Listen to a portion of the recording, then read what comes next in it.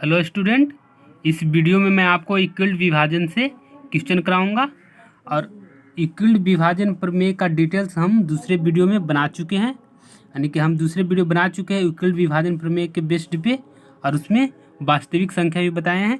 तो वो वीडियो देखिए तो इक्विल्ड विभाजन के बारे में अच्छा समझ में आएगा। इसमें भी कुछ थ्योरम करा देंगे, यानी कुछ थ्योरी पार्ट, मतलब कुछ थ्योरी पार्ट करा देंगे, उसके बाद ही क्वेश्चन कराएंगे।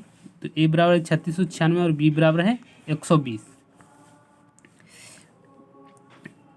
पहला दिया है 3696 और दूसरा दिया है 120। इक्विल्ड विभाजन प्रमेय से ए बराबर बी क्यू प्लस आर लिखते हैं, जहां आर 0 से बड़ा होना चाहिए और बी से छोटा। आर 0 से बड़ा और बी से छोटा।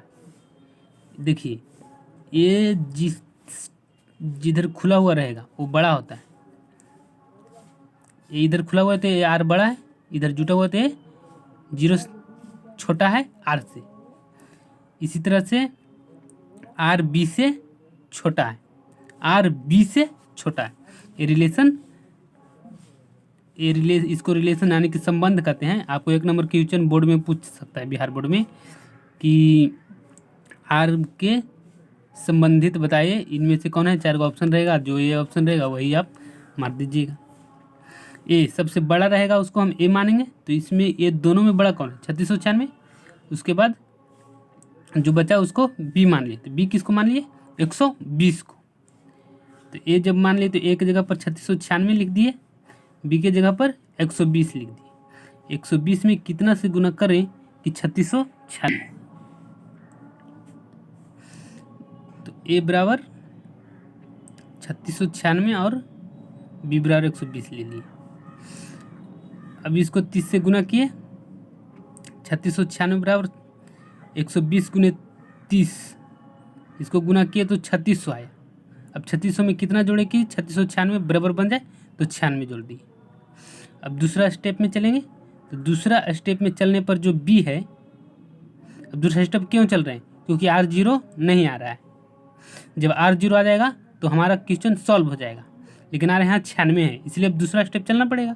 दूसरा स्टेप में चलेंगे तो बी जो लिए हैं वो आपको ए हो जाएगा। ए 120 हो गया, 120 और 96। अब दूसरा बार में क्या बन गया? 96 बन गया बी। तो 96 में कितना से गुना करेंगे तो 120 आया। 120 96 में नहीं आता है, तो एक बार गुना किए तो 96 गुने 96 और 96 में 24 जोड़ दिए। जब 96 में 24 जोड़े तो 120 आ गया। फिर भी 0 अभी आर नहीं आ रहा है, तो फिर स्टेप चलेंगे। तो 96 का बराबर ए लिखे, तो ए बराबर 96 लिखे। 96 बराबर 24 में कितना से गुना करें तो 96 है, तो 4 से गुना। 96 गुने 4, सॉरी 24 गुने 4, 96 आ गया। अब यहाँ 0 आ गया। जब आर 0 आ गया तो जो ए बी बचा है वो आपका HCF हो गया। तो HCF बराबर 24। क्वेश्चन नंबर दूसरा है कि 210 और 55 को इक्विल्ड विभाजन से HCF निकालें। फिर इसमें बड़ा कौन है? बड़ा 210 है। छोटा कौन है? छोटा 55 है। तो जो बड़ा है उसको आप ए मानेंगे और जो छोटा है उसको आप बी मानेंगे। उससे पहले आप इक्विल्ड विभाजन प्रमेय लिख, यानी कि इक्विल्ड विभाजन प्रमेय क्या है? ए बराबर बी क्यू प्लस आर। जैसे जैसे हम लिख रहे हैं वैसे वैसे आप बोर्ड में लिखेंगे तो नंबर अच्छा आएगा। इक्विल्ड विभाजन प्रमेय ए बराबर बी क्यू प्लस आर। ए किसको माने? 210, बी किसको? 55 का, जहाँ आर में आर 0 से बड़ा होगा और बी से छोटा होगा। ये रिलेशन है, याद हम दे रहे हैं बार बार कि ये रिलेशन आपको पूछ सकता है। ए बराबर 210, बी बराबर 55। एक जगह पर 210 लिखें। 210 बराबर 55 गुने 55 में कितना से गुना करें तो 210 आए। तो 55 में 3 से गुना किए। जब 55 में 3 से गुना किए तो 5 × 15 के 5, 5 × 15 116, 165 आया। अब 55 में 4 से गुना करते हैं। 5 चौक 20 के 0, बाकी में 2, अब 5 चौक 20 और 2 22, 220 आया, जो कि 210 से ज़्यादा हो रहा है। इसीलिए 55 गुने 3 ही लिखेंगे। 55 गुने 4 नहीं लिख सकते हैं और आगे नहीं बढ़ सकते हैं, क्योंकि 210 से ज़्यादा बड़ा हो जाएगा। 55 गुने 3 लिखे तो 65। 65 में कितना जोड़ें कि 210 बन जाए, तो 45। अब दूसरा स्टेप, यहाँ आर फिर जीरो नहीं आया, नहीं ना आया। जब आर नहीं जीरो आया तो दूसरा स्टेप चलेंगे। तो दूसरा स्टेप में बी, जो पहला स्टेप का बी है, दूसरा स्टेप का ए बन गया, यानी 55 बन गया ए। तो 55 बराबर दूसरा स्टेप का जो पहला स्टेप का जो आर है वो दूसरा स्टेप का बी बन गया। तो बी गुने, यानी बी कितना, बी 45, 45 गुने 1 प्लस 10, 45 गुने 2 करेंगे तो 90 हो जाएगा। 55 से बड़ा हो रहा है तो इसीलिए एक बार में लगाएं। 55 गुने 1 प्लस 10, सॉरी 45 गुने 1 प्लस 10, 45 गुने 1 प्लस 10 बराबर 55 हो रहा है। अब फिर ये जीरो नहीं आया, फिर जीरो नहीं आया तो इसको आप ए लिखेंगे, ए बराबर 45, 45 बराबर इसको बी, 10 को बी लिखे, 10 गुने 4 प्लस 5, यानी 10 चौक 40, 40 5 45, 10 पचे 50 आ रहा है। 45 से बड़ा हो रहा है इसलिए 5 बार नहीं लगाएंगे, 4 बार नहीं लगाएं।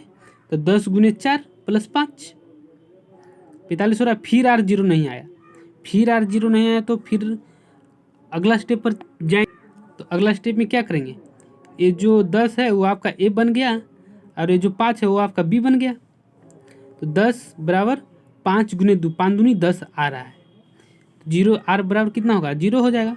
5 दूनी 10 जोड़ जीरो, ये है ना।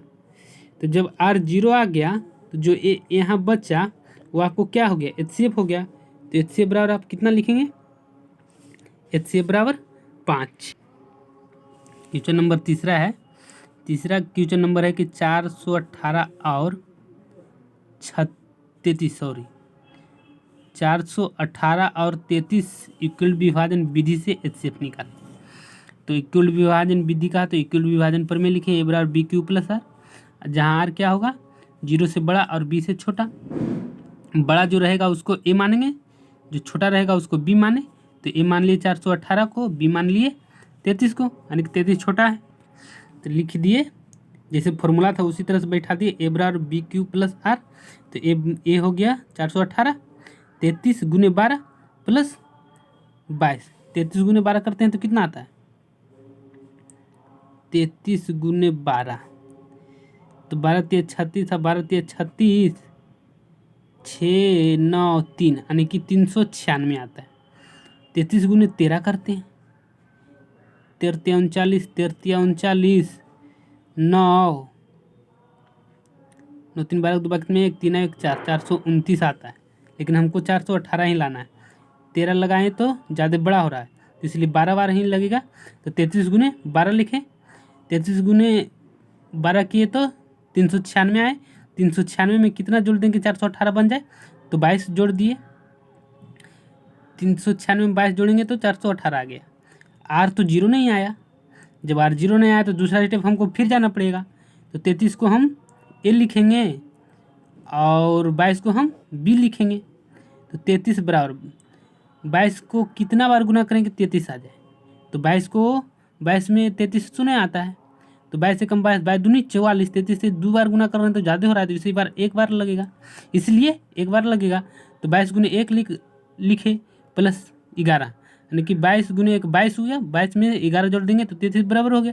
फिर आर जीरो नहीं आया, आर फिर जीरो नहीं आया तो हम फिर चलेंगे स्टेप आगे बढ़ेंगे। तो आगे स्टेप बढ़े तो आगे में जो बी था वो ए बन गया 22, और जो आर था वो बी बन गया 11, 11 गुने 2, तो 11 गुने 2 22 आ गया। तो आर कितना जीरो हो गया। जब आर जीरो हो गया तो ये आगे में जो है 11 वो आपको क्या बन गया, एचसीएफ बन गया। तो एचसीएफ बराबर 11।